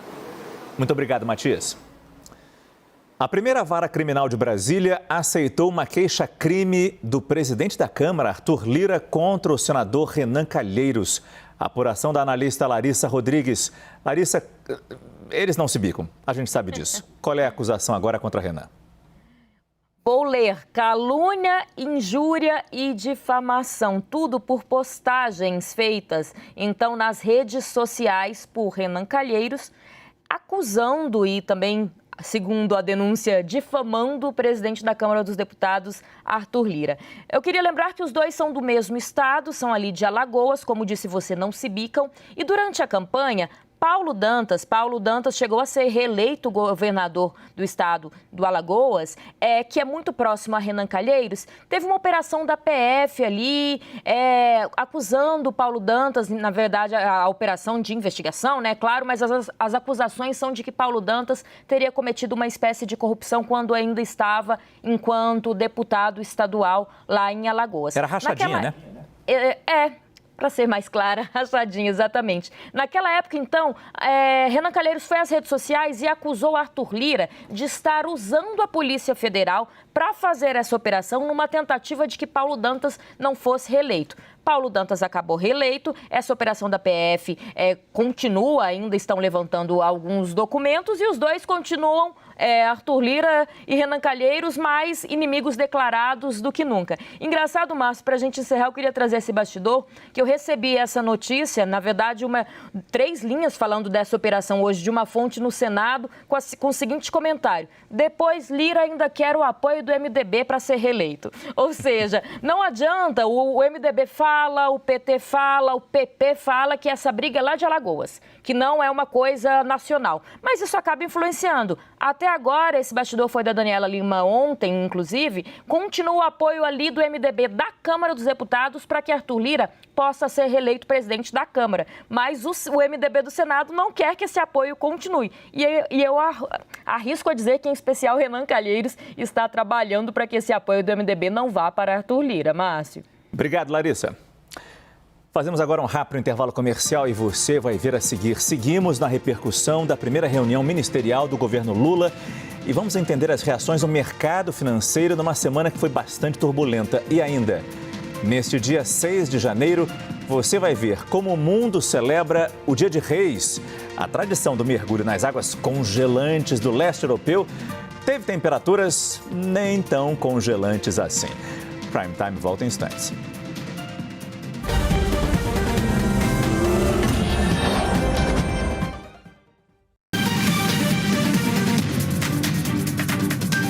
Estamos de volta com o CNN Prime Time na tela da CNN Brasil e é nesse momento que eu sempre agradeço a sua presença, a sua audiência com a gente. Muito obrigado. Depois de um período difícil para a indústria de veículos pela falta de semicondutores, e isso no mundo todo, a situação das montadoras começa a querer se normalizar. A produção de carros, motos, caminhões e ônibus teve um aumento em 2022. Foram fabricados 2.300.000 veículos. A alta é de quase 5,5% em relação ao ano anterior. A Associação dos Fabricantes também informou que houve crescimento nas exportações. Foram 480.000 veículos vendidos para países da América Latina, como Argentina, México, Colômbia e Chile. Crescimento de 27%. Apesar dos resultados, as vendas de carros novos dentro do país, essas deixaram a desejar. Houve uma queda de quase 1% em relação a 2021, com 2 milhões de unidades emplacadas. A previsão para este ano é que as vendas se mantenham estáveis. E isso pode marcar um terceiro ano de fraca performance no mercado automotivo. Para representantes do setor, o desafio é enfrentar os juros altos e o baixo acesso a crédito aos consumidores. Entre essa produção, a gente quer saber quais são os modelos mais vendidos, quais são os modelos que foram mais vendidos no ano passado. E o Fernando Nakagawa está de volta para contar para a gente. E parece que o primeiro colocado não é um carro comum de passeio que a gente vê todo dia aqui na Avenida Paulista, por exemplo, né? Pois é, isso eu que não entendo muito de carro, assim, não sou um cara que gosta tanto de carro, assim, me surpreende essa informação. E outra, que o carro mais vendido do Brasil não é o carro mais barato do Brasil. Isso tudo me surpreende e tem dados muito interessantes nessa pesquisa, nesses dados divulgados pela indústria automotiva. A gente teve os dados agora da Anfávia, que são as montadoras, e aqui os dados da Fenabrave, que é a Associação das Empresas que Vendem os Carros. Então, o carro mais vendido do Brasil foi o Fiat Strada, com mais de 112 mil unidades. É uma picapezinha, assim, um utilitário pequenininho urbano e que não é barato. O modelo mais barato deste carro, Márcio, custa R$95 mil. Aí a gente tem o HB20, aí sim é um carro de passeio tradicional de passageiros com 96 mil unidades. O Onix e o Onix Plus dividindo o terceiro e quarto lugares aqui, variações do mesmo tema aqui em terceiro e quarto lugar. O Fiat Mobi em quinto lugar, este sim é o segundo carro mais barato do Brasil, atualmente está por volta de R$66 mil. E aqui, ó, na sexta posição, o Gol, modelo que deixou de ser fabricado pela Volkswagen aqui no Brasil. E aí, desse lado da tela, Márcio, a gente tem a divisão por montadora. E aqui tem um aspecto super interessante, como esse mercado mudou ao longo dos últimos anos. A Fiat é líder com 22%, a GM tem 15% e a Volkswagen tem quase 14%. Eu fui olhar os dados de 10 anos atrás, em 2012. 10 anos atrás, as quatro primeiras tinham um número muito maior, o mercado era muito mais concentrado. Então, naquela época, a Volks era a primeira que tinha 26% do mercado, a Fiat tinha 22,6% e a GM tinha 22,4%, ou seja, as três montadoras perderam o mercado neste período. E a Ford era a quarta, ela tinha mais ou menos uns 10% do mercado, hoje ela nem aparece entre as maiores do Brasil. Quem tomou o lugar foram as asiáticas, Toyota que tem quase 10% e a Hyundai com 9,6%. Aí um dado interessante, Márcio, é que a venda de veículos elétricos ou eletrificados, os carros híbridos, este mercado sim está crescendo muito mais rapidamente. Em 2022, o volume de eletrificados cresceu 40% e já estamos bem pertinho de 50 mil carros elétricos ou eletrificados, aqueles híbridos por ano vendidos aqui no Brasil. Muito bom. Fernando Nakagawa, obrigado. O ministro da Justiça, Flávio Dino, disse hoje que a família de Genivaldo de Jesus Santos vai ser indenizada. O homem de 38 anos foi morto em maio do ano passado, depois de ser colocado no porta-malas de um carro da Polícia Rodoviária Federal, que foi usada como uma câmera de gás no estado de Sergipe. O repórter Diego Barros vai relembrar esse caso para a gente e trazer as informações ao vivo. Diego, boa noite. Isso, Márcio. Boa noite para você, boa noite a todos. O anúncio foi feito, inclusive, nas redes sociais. O novo ministro da Justiça, Flávio Dino, ele escreveu o seguinte na plataforma. Vamos acompanhar. Genivaldo morreu em 2022 em face de uma ação de policiais rodoviários federais em Sergipe. É clara a responsabilidade civil à luz da Constituição. Determinei ao nosso secretário de Acesso à Justiça, Marivaldo Pereira, providências visando a indenização legalmente cabível. O Genivaldo, de acordo com o Instituto Médico Legal de Sergipe, após perícia, ele morreu de asfixia mecânica e também por inflamação das vias aéreas logo após esta abordagem que ele foi colocado dentro de uma câmara de gás improvisada dentro da viatura da Polícia Rodoviária Federal. No vídeo, os três agentes que aparecem. A gente atualiza como é que está essa situação também na Justiça. No mês passado, em dezembro de 2022, ocorreu a audiência de instrução e também de julgamento. O processo, aliás, de ouvida das testemunhas, 34 pessoas foram ouvidas, tanto testemunhas de acusação e defesa, e o MPF solicitou, o MPF, que é o Ministério Público Federal, solicitou que o caso seja julgado pelo Tribunal do Júri. Isso ainda há uma resposta sendo aguardada. Vale lembrar que os 3 policiais rodoviários federais, em outubro do ano passado, eles foram presos de forma preventiva e o caso ainda segue na Justiça. Márcio. Muito obrigado, Diogo Barros, que falou com a gente ao vivo do Recife. O Ministério da Justiça também anunciou que autoriza o envio da Força Nacional de Segurança para atuar em operações pelo Brasil. Agentes vão dar apoio no Amazonas e também no Rio Grande do Sul. Quem conta pra gente é a repórter Carol Queiroz. O anúncio foi feito pelo ministro Flávio Dino ontem numa rede social, em que ele afirma que autorizou o envio da Força Nacional de Segurança para atuar em operações. Uma delas aqui no Amazonas, na chamada Base Arpão, que é uma operação integrada entre as forças de segurança do Estado e em nível federal, que vem desenvolvendo um trabalho de combate ao crime organizado, narcotráfico e aos crimes ambientais por meio fluvial na calha do Rio Solimões. Essa é a primeira renovação do reforço no governo Lula, mas os agentes da Força Nacional já atuam na Base Arpão há pelo menos 2 anos. Somente em 2022, as ações realizadas nessa operação geraram um prejuízo de mais de 50 milhões ao crime. Este ano, a atuação da Base Arpão deve se estender e auxiliar nos patrulhamentos fluviais na região do Rio Negro. Segundo o ministro da Justiça, o uso da Força Nacional também será prorrogado até o dia 12 de março nas atividades da terra indígena Guarita, no Rio Grande do Sul. Você acompanhou esta semana aqui no CNN Prime Time. O governo Lula criou a Procuradoria Nacional da Defesa da Democracia. O órgão terá a função de combater desinformação sobre políticas públicas. Vinculado à Advocacia Geral da União, o departamento vai representar o governo sempre que identificar mentiras voluntárias que tragam prejuízos à sociedade. Esse é o tema do comentário do jurista Ives Gandra Martins. O colégio eleitoral brasileiro é constituído de 150 milhões de eleitores. Desses, 60 milhões votaram no presidente Lula. 90 milhões não votaram no presidente Lula. Criar uma Procuradoria de Defesa da Democracia, sem que haja lei a respeito do que seja desinformação, e essa Procuradoria de Defesa da Democracia seria para combater a desinformação, é, na verdade, procurar considerar que o conceito de democracia representa aquele conceito que 40% do eleitorado brasileiro, aqueles que votaram no presidente Lula, estão dispostos a apresentar à comunidade de todos os cidadãos do país.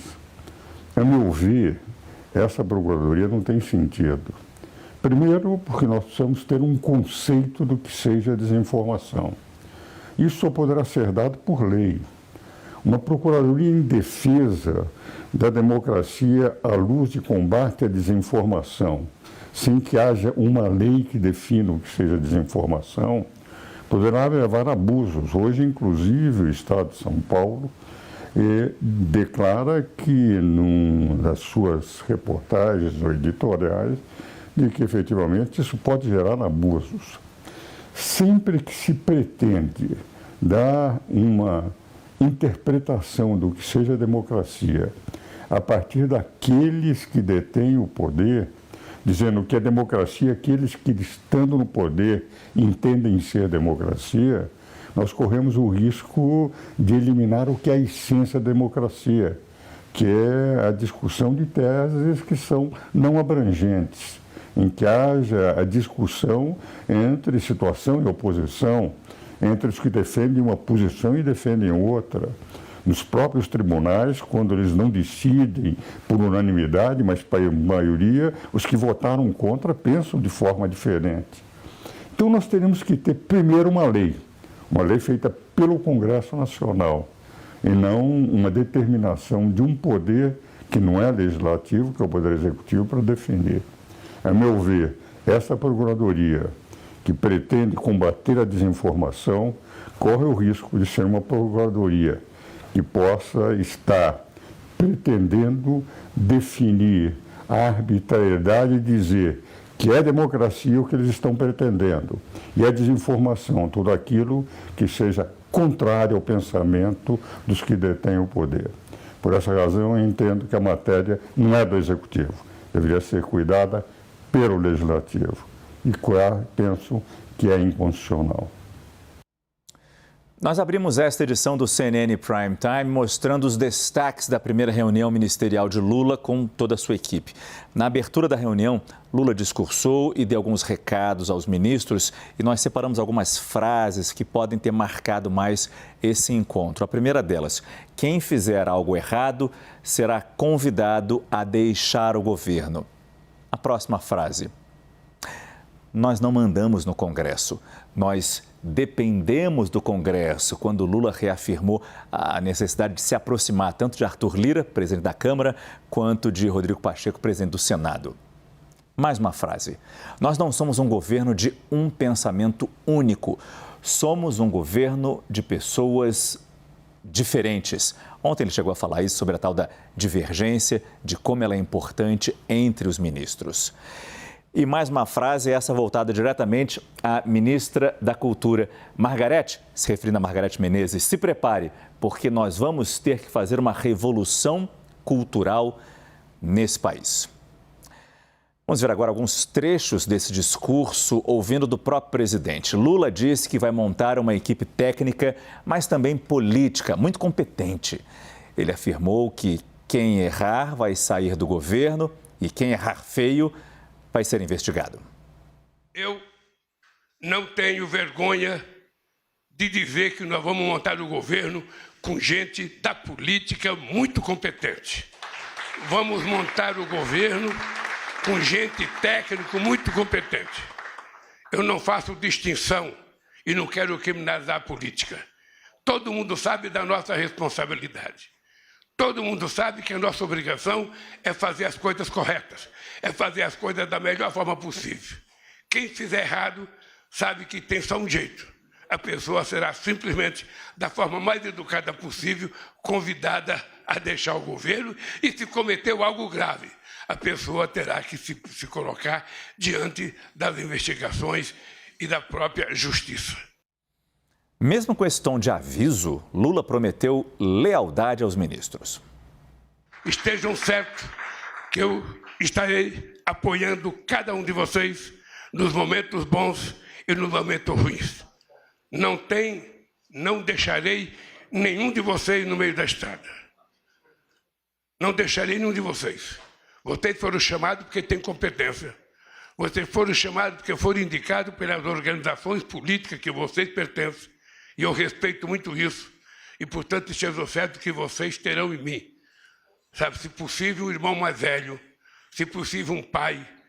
Tratarei vocês como a mãe trata os filhos, com muito respeito, muita educação e exigindo muito trabalho de cada um de vocês e de cada uma de vocês. Depois da reunião, o ministro-chefe da Casa Civil afirmou que Lula quer um ritmo muito acelerado para as ações dos ministérios.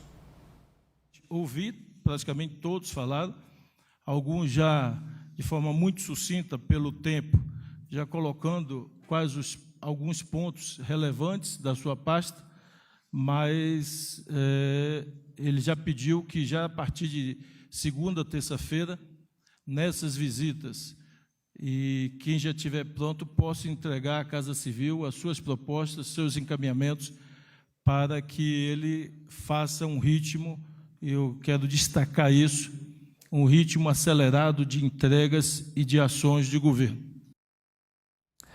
Voltando com Caio Junqueira. Caio, essas duas falas de Lula de que ninguém vai ser deixado na estrada, mas que quem errar vai ser convidado a sair do governo, vai ser convidado a sair do governo, elas chamaram a atenção, especialmente porque Lula deu esse recado na frente dos jornalistas e logo no começo do encontro, né?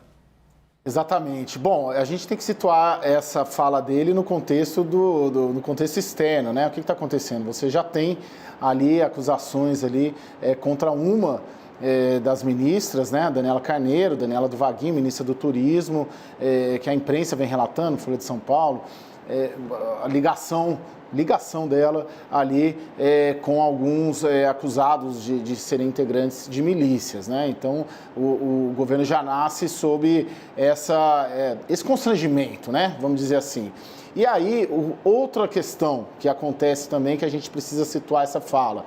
A partir de agora, de ontem já, foi deflagrada aí as negociações para o segundo escalão, Márcio. Então, os partidos agora, principalmente os partidos que ficaram de fora do primeiro escalão, começam a indicar nomes para o chamado segundo escalão. E é muita gente, são muitas vagas, evidentemente muito mais vagas do que as 37, né, do primeiro escalão, e também ali um alerta. E um terceiro contexto, Márcio, importante situar, o PT, os governos passados do PT, a gente sabe tudo o que aconteceu, o próprio presidente da República acabou preso, depois acabou tendo essas sentenças revistas, mas tem ali, pelo menos na fala do presidente Lula, uma preocupação de não haver escândalos de corrupção no seu governo, porque nos passados isso aconteceu. Então são esses três contextos que se inserem essa fala do presidente Lula.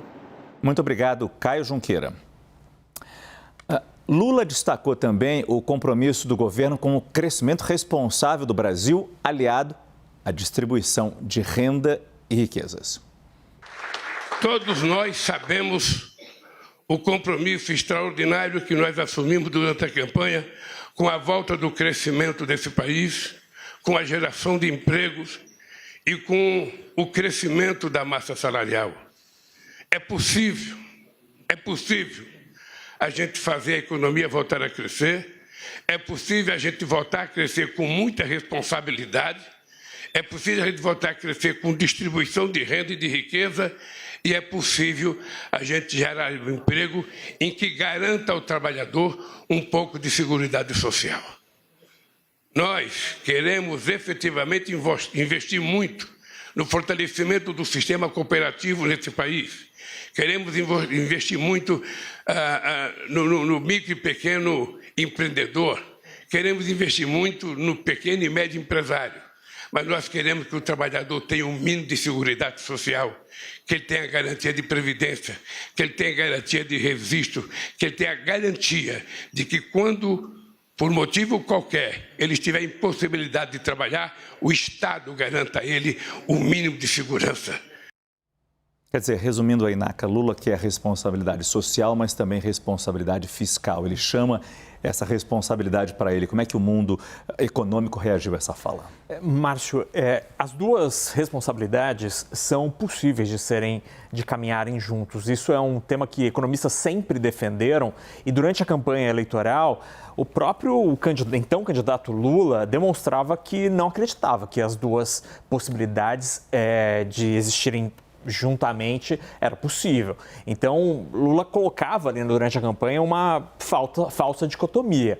Esse discurso hoje foi bem recebido pelo fato de simplesmente não botar gasolina na fogueira, porque a gente teve uma semana bastante turbulenta e volátil, cheio de sobe e desces com relação aos temas econômicos. Houve muita bateção de cabeça, especialmente até a quarta-feira de manhã. A partir daí, esse esforço para tentar um freio de arrumação ou uma convergência do discurso econômico gerou um pouco mais de tranquilidade. Agora, o mundo da economia, os investidores economistas esperam os próximos passos para entender como o governo vai conseguir executar este plano, né? Há um problema nas contas públicas, o governo não tem dinheiro e, ao mesmo tempo, não tem demonstrado se ele vai conseguir cortar gastos ou vai passar a cobrar mais impostos. Então, a partir de agora, o mercado está em compasso de espera, esperando os próximos passos, as medidas efetivamente.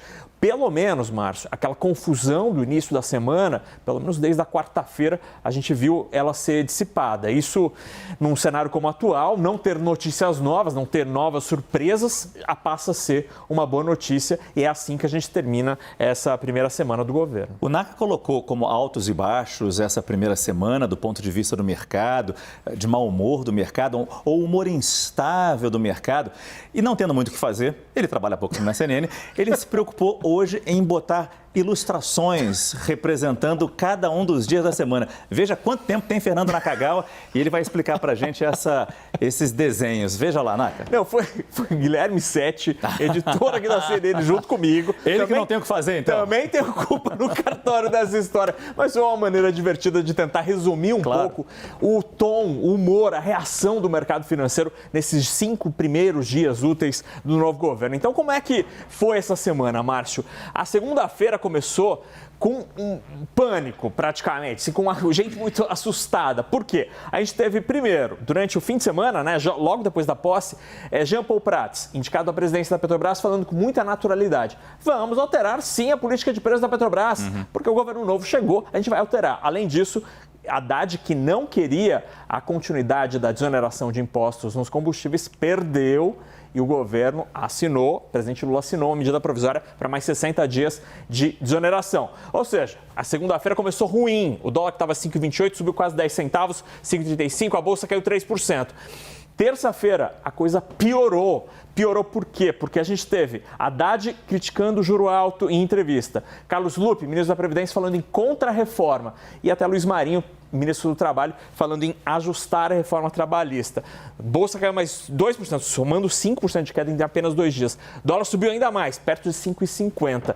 Na quarta-feira chegou o pessoal, os bombeiros chegaram, o mercado respirou aliviado aqui, porque disseram, não tem nada a ver esse negócio aí de mudança na reforma da Previdência, não existe isso, e a própria política de preços da Petrobras não será alterada, segundo o Prats. Aí o mercado reagiu com tranquilidade, respirou, aliviado, o dólar não chegou a cair, mas a bolsa subiu. Aí ontem, sem novas notícias, o tom foi um pouco mais positivo, o dólar caiu 10 centavos ontem e a bolsa subiu mais 2%. Hoje, a tendência positiva continua, a bolsa subiu mais de 1% hoje e o dólar caiu mais um pouquinho. No acumulado da semana, Márcio, a bolsa acumula uma ligeira queda de 0,70% e o dólar caiu 0,80%. Então, a gente termina essa primeira semana útil do governo com o mercado em sinais assim, muito próximos da estabilidade. Agora, como a gente estava falando agora há pouco, o mercado está esperando medidas. Não querem mais que a economia seja pautada apenas por discursos. O pessoal está esperando mesmo, ansioso pelas medidas efetivamente do governo ou propostas na área econômica. Daí o olhar desconfiado do último bonequinho. Apesar da situação da Bolsa e do dólar, aliás, do dólar até houve uma evolução positiva, mas o boneco está desconfiado. Desconfiado, olhando para frente para tentar entender quais poderão ser os próximos passos do governo. E agora uma curiosidade, Márcio. Esses bonequinhos aqui são os emojis, foram criados lá no Japão, 98, 99, NTT Docomo, a grande operadora celular, que criou um serviço para transformar, para mandar mensagens de maneira mais fácil. Daí surgiram essas carinhas que todo mundo usa aqui, ó, no celular. Humildemente eu digo que eu entrevistei esse rapaz que criou os emojis. E ele me deu impresso a primeira lista de emojis. E era todo pixelado. Bom, a gente está mudando de assunto aqui, mas era todo pixeladinho e não tinha carinha, mal conseguia fazer as carinhas. Era muito engraçado. E ele até explica porque ele criou aquele... O que significa aquele de mãozinha dada? Isso fica uma próxima edição do Prime Time. Deixa ali na curiosidade. Obrigado, Fernando Nakagawa. O ministro Gilmar Mendes, do Supremo Tribunal Federal, disse em entrevista à Rádio Gaúcha que Sérgio Moro e Deltan Dallagnol tentaram montar uma máquina de fazer dinheiro com a Lava Jato. O ministro lembrou a tentativa da dupla de criar um fundo com o dinheiro devolvido pela Petrobras. Vamos ouvir esse trecho da entrevista do ministro Gilmar Mendes. Eu só não adivinhei que eles estavam montando uma máquina, inclusive, para fazer dinheiro. Porque a Fundação Dallagnol, como você sabe, ela ia manejar 2,5 bi, não é? Com dinheiro público, para fazer política, que eles diziam combate à corrupção. E o fato deles terem se candidatado, Moro, inicialmente, inclusive, indo para o governo Bolsonaro, que ele ajudou a eleger, e depois o Dallagnol, isso é a prova inequívoca de que o projeto era tipicamente político partidário, né? O ex-juiz e senador eleito Sérgio Moro disse que não vai comentar a fala do ministro Gilmar Mendes. Mais cedo, no CNN Arena, um outro personagem dessa história, o ex-coordenador da Força Tarefa da Lava Jato, deputado eleito pelo Podemos Deltan Dallagnol, criticou a fala de Gilmar Mendes. O que a Lava Jato fez foi trazer e balizar, de acordo com a mesma régua, todos, inclusive os políticos. Então, essa crítica, ela é uma crítica absolutamente infundada, que acontece dentro de um momento de reação maior contra as investigações, contra os investigadores, contra o combate à corrupção e de proteção do sistema vigente, status quo, que é encharcado na corrupção e seguirá provavelmente encharcado na corrupção enquanto as coisas não mudarem por aqui. Vamos agora com o noticiário internacional, algumas notícias internacionais. Rússia e Ucrânia trocaram disparos de artilharia naquele que deveria ter sido o primeiro cessar-fogo desde o início da guerra. A trégua oferecida por Vladimir Putin foi vista por Volodymyr Zelensky como uma manobra para conter os avanços ucranianos. Os dois lados continuam sem acordo. Os detalhes com o analista sênior de internacional Américo Martins, direto de Londres. O presidente da Rússia, Vladimir Putin, criou algo inédito na guerra da Ucrânia. Ele decretou um cessar-fogo unilateral. A ideia seria suspender os combates na guerra por 36 horas, para que a população da zona em conflito pudesse observar os rituais do Natal, que é celebrado pela Igreja Ortodoxa Russa no dia 7 de janeiro. O presidente russo disse que estava atendendo a um pedido do patriarca Kirill, o líder da Igreja Ortodoxa e um forte aliado político de Putin. A Ucrânia, no entanto, rejeitou o cessar-fogo, dizendo que a medida não passava de uma manobra para que Moscou pudesse ter tempo para enviar mais soldados e armamentos para a linha de frente. Kiev também disse que a proposta revelava a hipocrisia da Rússia, que atacou civis ucranianos no dia 25 de dezembro, à noite de Natal e no Ano Novo.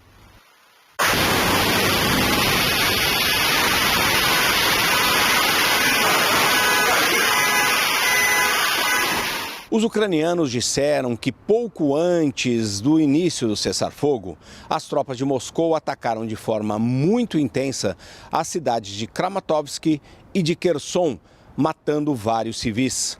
Repórteres da CNN também conseguiram assistir a conflitos na linha de frente e reportaram que ouviram sirenes contra ataques aéreos em várias cidades da Ucrânia, especialmente na capital Kiev. A Rússia também criticou a Ucrânia por não respeitar o cessar-fogo, mas a medida nunca foi sequer cogitada pelo governo de Kiev.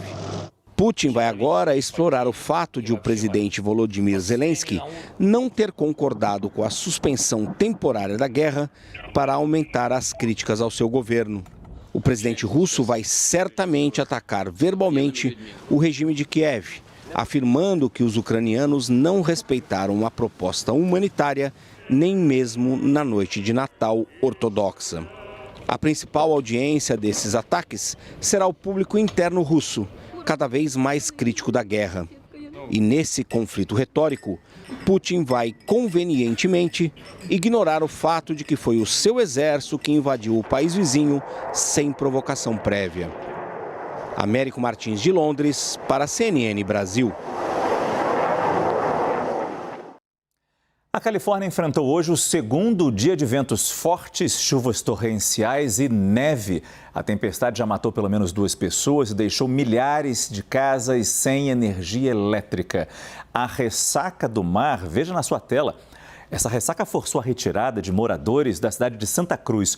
Uma estrada teve que ser fechada por causa de enchentes.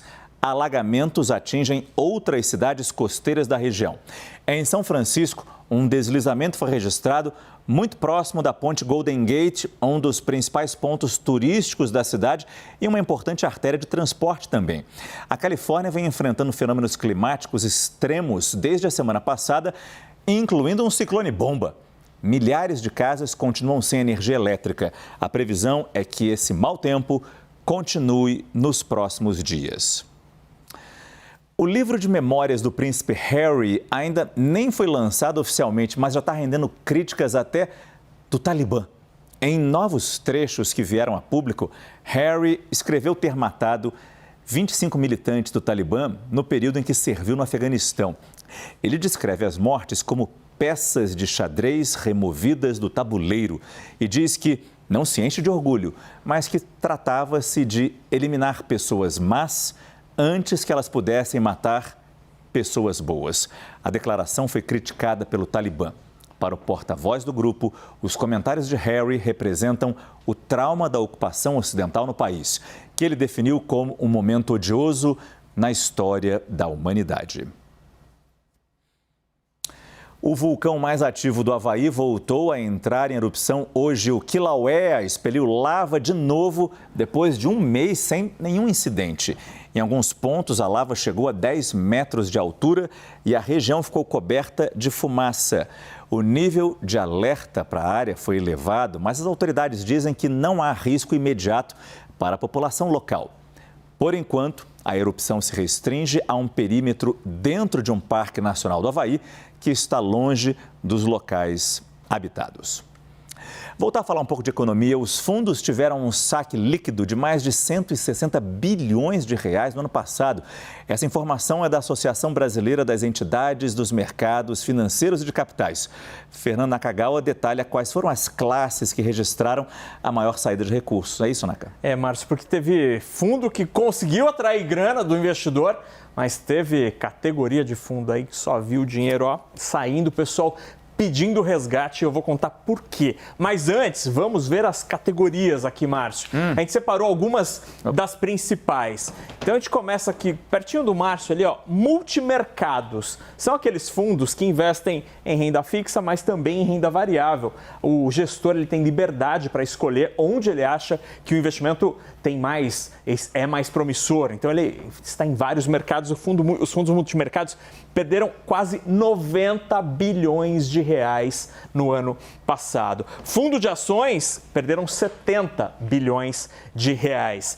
E a renda fixa, mesmo com esse juro perto de 14% ao ano, mais de 1% ao mês, mesmo assim, eles perderam 48, quase 50 bilhões de reais. Teve categoria que melhorou, Márcio. Por exemplo, FDIC, Fundo de Investimento de Direito Creditório. Quase 13 bilhões de reais. O que é esse fundo? É quando você bota o dinheiro num fundo de investimento e o gestor, ele investe em direitos creditórios. Quando, por exemplo, uma loja vende no cartão de crédito, só vai receber daqui a 30, 60, 90 dias, mas ele bate no banco e fala assim, poxa, vocês não conseguem antecipar essa grana para mim?